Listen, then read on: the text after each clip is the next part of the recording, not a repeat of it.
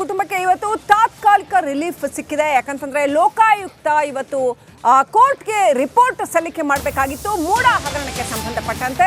ಆ ರಿಪೋರ್ಟನ್ನ ಸಲ್ಲಿಕೆ ಮಾಡೋದಕ್ಕೆ ಆಗ್ತಾ ಇಲ್ಲ. ಕೋರ್ಟ್ಗೆ ಸಮಯಾವಕಾಶವನ್ನು ಕೇಳಿದ್ದಾರೆ ಲೋಕಾಯುಕ್ತ ವಕೀಲರು. ಸಮಯಾವಕಾಶದ ಮನವಿಗೆ ಕೋರ್ಟ್ ಸಮ್ಮತಿಯನ್ನ ಕೊಟ್ಟಿದೆ. ಸೊ ಇವತ್ತು ಬೀಸೋದೊಣ್ಣೆಯಿಂದ ತಪ್ಪಿಸ್ಕೊಂಡ್ರೆ ಅದೇನೋ ಹೇಳ್ತಾರಲ್ಲ ಬಹಳ ಆಯುಷ್ ಅಂತೆ, ಹಾಗೆ ಸಿದ್ದರಾಮಯ್ಯ ಅಂಡ್ ಫ್ಯಾಮಿಲಿ ಬೀಸೋದೊಣ್ಣೆಯಿಂದ ತಪ್ಪಿಸ್ಕೊಂಡಿದೆ. ಲೋಕಾಯುಕ್ತ ರಿಪೋರ್ಟ್ ಇವತ್ತು ಸಲ್ಲಿಕೆ ಆಗಬೇಕಾಗಿತ್ತು, ಇವತ್ತು ಸಲ್ಲಿಕೆ ಆಗ್ತಾ ಇಲ್ಲ. ಕೋರ್ಟ್ಗೆ ಟೈಮ್ ಕೇಳಿದ್ದಾರೆ ವಕೀಲರು, ಅದಕ್ಕೆ ಕೋರ್ಟ್ ಒಪ್ಪಿಗೆ ಕೊಟ್ಟಿದೆ. ಪ್ರಕರಣವನ್ನು ಫೆಬ್ರವರಿ 24ಕ್ಕೆ ಮುಂದೂಡಿದ್ದಾರೆ ನ್ಯಾಯಾಧೀಶರು. ವಕೀಲರು ಮಾತ್ರ ಬಂದರು ಇವತ್ತು. ಲೋಕಾಯುಕ್ತ SP ಉದೇಶ್ ಅವರು ಬರಬೇಕಾಗಿತ್ತು. ಸೊ ವಕೀಲರು ಬಂದಾಗಲೇ ಜನ ಅಂದ್ಕೊಂಡ್ರು ಓಹೋ ಇವತ್ತು ಖಂಡಿತವಾಗ್ಲೂ ಸಲ್ಲಿಕೆ ಆಗ್ಲಿಕ್ಕಿಲ್ಲ ರಿಪೋರ್ಟು ಅಂತ. ಸೊ ಲಾಯರ್ ಬಂದ್ಬಿಟ್ಟು ಸಮಯಾವಕಾಶ ಟೈಮ್ ಕೇಳ್ಕೊಂಡು ಹೋಗಿದ್ದಾರೆ. ಫೈನಲ್ ರಿಪೋರ್ಟ್ ರೆಡಿ ಇದೆ ಅಂತ ಹೇಳಲಾಗ್ತಾ ಇದೆ ಲೋಕಾಯುಕ್ತದ್ದು. ಆದರೆ ಯಾಕೆ ಇನ್ನೂ ಕೋರ್ಟ್ಗೆ ಸಲ್ಲಿಕೆ ಆಗ್ತಾ ಇಲ್ಲ ಅನ್ನೋಂಥದ್ದು ಮಾತ್ರ ಪ್ರಶ್ನೆಯಾಗಿ ಉಳಿದಿದೆ. ಇನ್ನೊಂದು 2-3 ದಿನಗಳಲ್ಲಿ ವರದಿ ಸಲ್ಲಿಸ್ತೀವಿ ಅಂತ ಸಿದ್ದರಾಮಯ್ಯ ಪರ ವಕೀಲರು ತಿಳಿಸಿದ್ದಾರೆ ಅಂತ ಹೇಳಲಾಗಿದೆ. ಸೊ ಇದಕ್ಕೆ ಕೋರ್ಟ್ ಸಮ್ಮತಿಸಿದೆ. ಇನ್ನಷ್ಟು ಅಪ್ಡೇಟ್ ಪಡ್ಕೊಳ್ಳೋಣ. ನಮ್ಮ ಪ್ರತಿನಿಧಿ ನಾಗರಾಜ್ ಲೈವ್ ಕನೆಕ್ಟ್ ಆಗಿದ್ದಾರೆ. ನಾಗರಾಜ್ ಅಪ್ಪಸಂದ್ರ, ನಾಗರಾಜ್, ಈಗ ಲೋಕಾಯುಕ್ತ ರಿಪೋರ್ಟ್ ರೆಡಿ ಇದೆ ಅನ್ನುವಂಥ ಮಾಹಿತಿ ಇತ್ತು ಈ ಮುಂಚೆ. ಅದನ್ನು ಸಲ್ಲಿಕೆ ಮಾಡೋದಕ್ಕೆ ಯಾಕೆ ವಿಳಂಬ ಆಗ್ತಾ ಇದೆ? ಒಂದು. ಎರಡನೇದು, ಸಹಜವಾಗಿ ಲೋಕಾಯುಕ್ತ ಫಾರ್ಮ್ ಮಾಡಿರೋದು ಕರ್ನಾಟಕ ಗೌರ್ಮೆಂಟೇನೆ. ಸೊ ಕರ್ನಾಟಕ ಗೌರ್ಮೆಂಟ್ನ ಸದ್ಯ ಏನು CM ಸ್ಥಾನದಲ್ಲಿ ಇರ್ತಕ್ಕಂಥವ್ರ ವಿರುದ್ಧ ಲೋಕಾಯುಕ್ತ ಪೊಲೀಸರು ಅವ್ರ ವಿರುದ್ಧ ಹೋಗೋದಕ್ಕೆ ಸಾಧ್ಯ ಆಗುತ್ತಾ? ಈ ಒಂದು ತನಿಖೆ ಅಥವಾ ರಿಪೋರ್ಟ್ ಎಷ್ಟರ ಮಟ್ಟಿಗೆ ಪ್ರಾಮಾಣಿಕವಾಗಿರೋದಕ್ಕೆ ಸಾಧ್ಯ ಆಗತ್ತೆ ಪ್ರಾಕ್ಟಿಕಲಿ ನೋಡೋದಾದ್ರೆ? ನಾಗರಾಜ್.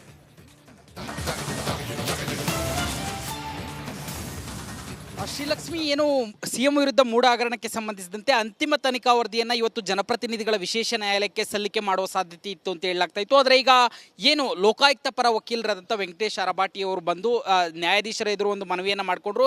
ಇನ್ನು 2-3 ದಿನದಲ್ಲಿ ನಾವು ಈ ಒಂದು ಅಂತಿಮ ವರದಿಯನ್ನು ಸಲ್ಲಿಕೆಯನ್ನು ಮಾಡ್ತೀವಿ ಅಂತಂತೇಳಿ ಮನವಿಯನ್ನು ಮಾಡಿದ್ದಕ್ಕೆ ಕೋರ್ಟ್ ಸಮ್ಮತಿಯನ್ನು ನೀಡಿ ಇದೇ ಫೆಬ್ರವರಿ 24ಕ್ಕೆ ಈ ಪ್ರಕರಣದ ವಿಚಾರಣೆಯನ್ನು ಮುಂದೂಡಿಕೆ ಮಾಡಿರ್ತಕ್ಕಂಥದ್ದು. ಇಲ್ಲಿರ್ತಕ್ಕಂಥದ್ದು ಏನು ಈಗಾಗಲೇ SP ಉದೇಶ್, ಮೈಸೂರು ಲೋಕಾಯುಕ್ತ SP ಉದೇಶ್ ಅವರು ಲೋಕಾಯುಕ್ತ ಕೇಂದ್ರ ಕಚೇರಿಗೆ ಈಗಾಗಲೇ ಅಂತಿಮ ತನಿಖಾ ವರದಿಯನ್ನು ಸಲ್ಲಿಕೆ ಮಾಡಿದರೆ ಸುಮಾರು 3000 ಪುಟಗಳಷ್ಟಿದೆ. ಇದನ್ನು ADGP ಮತ್ತು IGP ಸ್ಕ್ರೂಟ್ನಿಯನ್ನು ಮಾಡಬೇಕು ಅಂತಂತೇಳಿ ಇರ್ತಕ್ಕಂಥದ್ದು. ಹೀಗಾಗಿ ಹಿರಿಯ ಅಧಿಕಾರಿಗಳ ಸ್ಕ್ರೂಟ್ನಿ ಬಳಿಕ ನಾವು ಸಲ್ಲಿಕೆ ಮಾಡ್ತೀವಿ ಅಂತೇಳಿ ಹೇಳಿರ್ತಕ್ಕಂಥದ್ದು ಒಂದು ಕಡೆ. ಆದರೆ ಯಾಕೆ ಇಷ್ಟು ತಡ ಆಗ್ತಾ ಇದೆ, ಇದು ಪ್ರಾಂಪ್ಟಾಗಿ ಇರುತ್ತಾ ಅನ್ನೋ ಪ್ರಶ್ನೆಗೆ ಈಗ ಉತ್ತರ ಕೊಡೋದಕ್ಕೆ ಅಷ್ಟು ಸಮಂಜಸ ಅಲ್ಲ. ಯಾಕಂತಂದರೆ ಈಗಾಗಲೇ ಹೈಕೋರ್ಟ್ ಏಕಸದಸ್ಯ ಪೀಠ ಈ ಒಂದು ಲೋಕಾಯುಕ್ತ ತನಿಖೆಯ ಸ್ವಾಯತ್ತತೆ ಬಗ್ಗೆ ಮತ್ತು ಅದರ ಒಂದು ತನಿಖಾ ವರದಿಯ ಬಗ್ಗೆ ಯಾವುದೇ ಭಿನ್ನಾಭಿಪ್ರಾಯ ಇಲ್ಲ ಅಥವಾ ಯಾವುದೇ ಲೋಪದೋಷಗಳು ಕಂಡು ಬಂದಿಲ್ಲ ಅಂತೇಳಿ CBIಗೆ ನೀಡಿದಂಥ ಅರ್ಜಿಯನ್ನು ಏನು ಸಲ್ಲಿಕೆ ಮಾಡಿದ್ರು ಕೊಡಬೇಕು ಅಂತೇಳಿ ಆ ಸಂದರ್ಭದಲ್ಲಿ ಹೈಕೋರ್ಟ್ ಏಕಸದಸ್ಯ ಪೀಠ ಅಭಿಪ್ರಾಯವನ್ನು ವ್ಯಕ್ತಪಡಿಸಿದೆ. ಈ ಒಂದು ಲೋಕಾಯುಕ್ತ ಸಂಸ್ಥೆಯ ಸ್ವಾಯತ್ತತೆಯನ್ನಾಗಲಿ ಅದರ ಪಾರದರ್ಶಕತೆಯನ್ನಾಗಲಿ ಪ್ರಶ್ನೆ ಮಾಡುವಂಥ ಯಾವುದೇ ಅಂಶಗಳು ಆ ಒಂದು ರಿಪೋರ್ಟ್ನಲ್ಲಿ ಇಲ್ಲ ಅಂತೇಳಿ,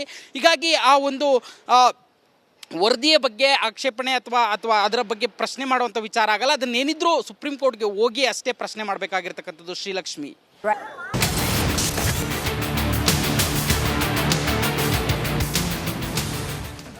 ಸಿದ್ದರಾಮಯ್ಯ ಕುಟುಂಬಕ್ಕೆ ಇವತ್ತು ತಾತ್ಕಾಲಿಕ ರಿಲೀಫ್ ಸಿಕ್ಕಿದೆ. ಯಾಕಂತಂದ್ರೆ ಲೋಕಾಯುಕ್ತ ಇವತ್ತು ಕೋರ್ಟ್ಗೆ ರಿಪೋರ್ಟ್ ಸಲ್ಲಿಕೆ ಮಾಡಬೇಕಾಗಿತ್ತು ಮೂಡ ಹಗರಣಕ್ಕೆ ಸಂಬಂಧಪಟ್ಟಂತೆ. ಆ ರಿಪೋರ್ಟನ್ನ ಸಲ್ಲಿಕೆ ಮಾಡೋದಕ್ಕೆ ಆಗ್ತಾ ಇಲ್ಲ. ಕೋರ್ಟ್ಗೆ ಸಮಯಾವಕಾಶವನ್ನು ಕೇಳಿದ್ದಾರೆ ಲೋಕಾಯುಕ್ತ ವಕೀಲರು. ಸಮಯಾವಕಾಶದ ಮನವಿಗೆ ಕೋರ್ಟ್ ಸಮ್ಮತಿಯನ್ನ ಕೊಟ್ಟಿದೆ.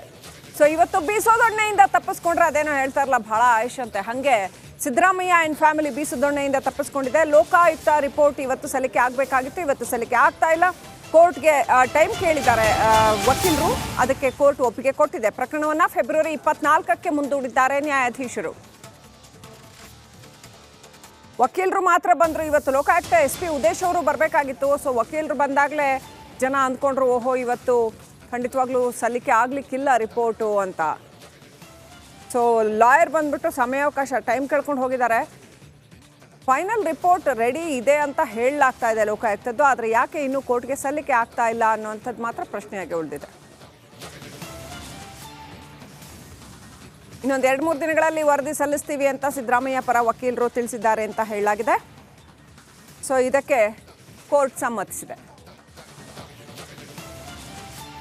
ಇನ್ನಷ್ಟು ಅಪ್ಡೇಟ್ ಪಡ್ಕೊಳ್ಳೋಣ. ನಮ್ಮ ಪ್ರತಿನಿಧಿ ನಾಗರಾಜ್ ಲೈವ್ ಕನೆಕ್ಟ್ ಆಗಿದ್ದಾರೆ. ನಾಗರಾಜ್ ಅಪ್ಪಸಂದ್ರ, ನಾಗರಾಜ್, ಈಗ ಲೋಕಾಯುಕ್ತ ರಿಪೋರ್ಟ್ ರೆಡಿ ಇದೆ ಅನ್ನುವಂಥ ಮಾಹಿತಿ ಇತ್ತು ಈ ಮುಂಚೆ. ಅದನ್ನು ಸಲ್ಲಿಕೆ ಮಾಡೋದಕ್ಕೆ ಯಾಕೆ ವಿಳಂಬ ಆಗ್ತಾ ಇದೆ? ಒಂದು. ಎರಡನೇದು, ಸಹಜವಾಗಿ ಲೋಕಾಯುಕ್ತ ಫಾರ್ಮ್ ಮಾಡಿರೋದು ಕರ್ನಾಟಕ ಗೌರ್ಮೆಂಟೇನೆ. ಸೊ ಕರ್ನಾಟಕ ಗೌರ್ಮೆಂಟ್ನ ಸದ್ಯ ಏನು CM ಸ್ಥಾನದಲ್ಲಿ ಇರ್ತಕ್ಕಂಥವ್ರ ವಿರುದ್ಧ ಲೋಕಾಯುಕ್ತ ಪೊಲೀಸರು ಅವ್ರ ವಿರುದ್ಧ ಹೋಗೋದಕ್ಕೆ ಸಾಧ್ಯ ಆಗುತ್ತಾ? ಈ ಒಂದು ತನಿಖೆ ಅಥವಾ ರಿಪೋರ್ಟ್ ಎಷ್ಟರ ಮಟ್ಟಿಗೆ ಪ್ರಾಮಾಣಿಕವಾಗಿರೋದಕ್ಕೆ ಸಾಧ್ಯ ಆಗತ್ತೆ ಪ್ರಾಕ್ಟಿಕಲಿ ನೋಡೋದಾದ್ರೆ? ನಾಗರಾಜ್.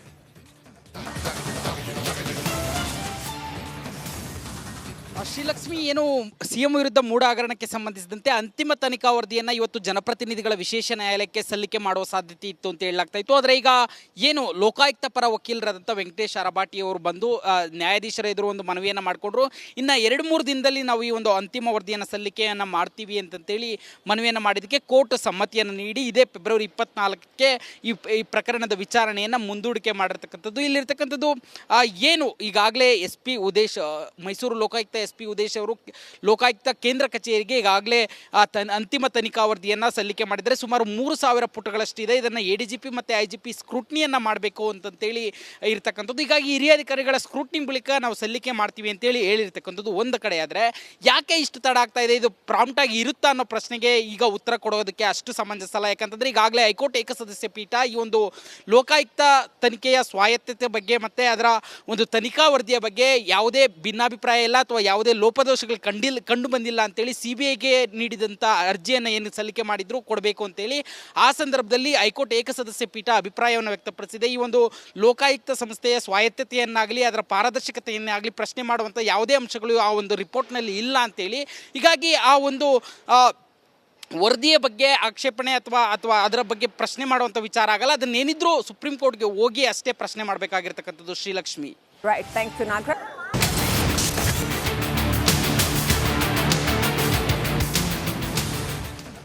ಸಿದ್ದರಾಮಯ್ಯ ಕುಟುಂಬಕ್ಕೆ ಇವತ್ತು ತಾತ್ಕಾಲಿಕ ರಿಲೀಫ್ ಸಿಕ್ಕಿದೆ. ಯಾಕಂತಂದ್ರೆ ಲೋಕಾಯುಕ್ತ ಇವತ್ತು ಕೋರ್ಟ್ಗೆ ರಿಪೋರ್ಟ್ ಸಲ್ಲಿಕೆ ಮಾಡಬೇಕಾಗಿತ್ತು ಮೂಡ ಹಗರಣಕ್ಕೆ ಸಂಬಂಧಪಟ್ಟಂತೆ.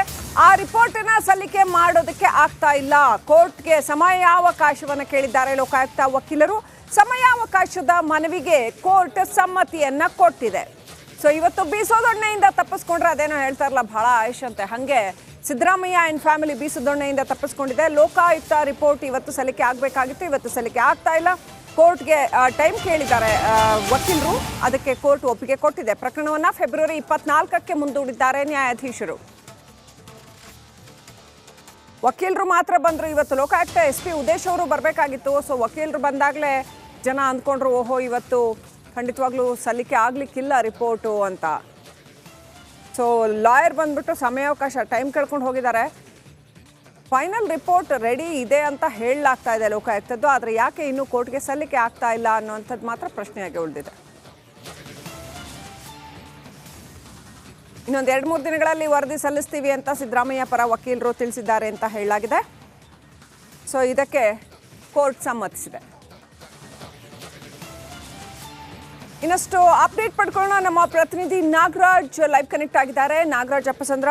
ನಾಗರಾಜ್, ಈಗ ಲೋಕಾಯುಕ್ತ ರಿಪೋರ್ಟ್ ರೆಡಿ ಇದೆ ಅನ್ನುವಂಥ ಮಾಹಿತಿ ಇತ್ತು ಈ ಮುಂಚೆ. ಅದನ್ನು ಸಲ್ಲಿಕೆ ಮಾಡೋದಕ್ಕೆ ಯಾಕೆ ವಿಳಂಬ ಆಗ್ತಾ ಇದೆ? ಒಂದು. ಎರಡನೇದು, ಸಹಜವಾಗಿ ಲೋಕಾಯುಕ್ತ ಫಾರ್ಮ್ ಮಾಡಿರೋದು ಕರ್ನಾಟಕ ಗೌರ್ಮೆಂಟೇನೆ. ಸೊ ಕರ್ನಾಟಕ ಗೌರ್ಮೆಂಟ್ನ ಸದ್ಯ ಏನು CM ಸ್ಥಾನದಲ್ಲಿ ಇರ್ತಕ್ಕಂಥವ್ರ ವಿರುದ್ಧ ಲೋಕಾಯುಕ್ತ ಪೊಲೀಸರು ಅವ್ರ ವಿರುದ್ಧ ಹೋಗೋದಕ್ಕೆ ಸಾಧ್ಯ ಆಗುತ್ತಾ? ಈ ಒಂದು ತನಿಖೆ ಅಥವಾ ರಿಪೋರ್ಟ್ ಎಷ್ಟರ ಮಟ್ಟಿಗೆ ಪ್ರಾಮಾಣಿಕವಾಗಿರೋದಕ್ಕೆ ಸಾಧ್ಯ ಆಗತ್ತೆ ಪ್ರಾಕ್ಟಿಕಲಿ ನೋಡೋದಾದ್ರೆ? ನಾಗರಾಜ್.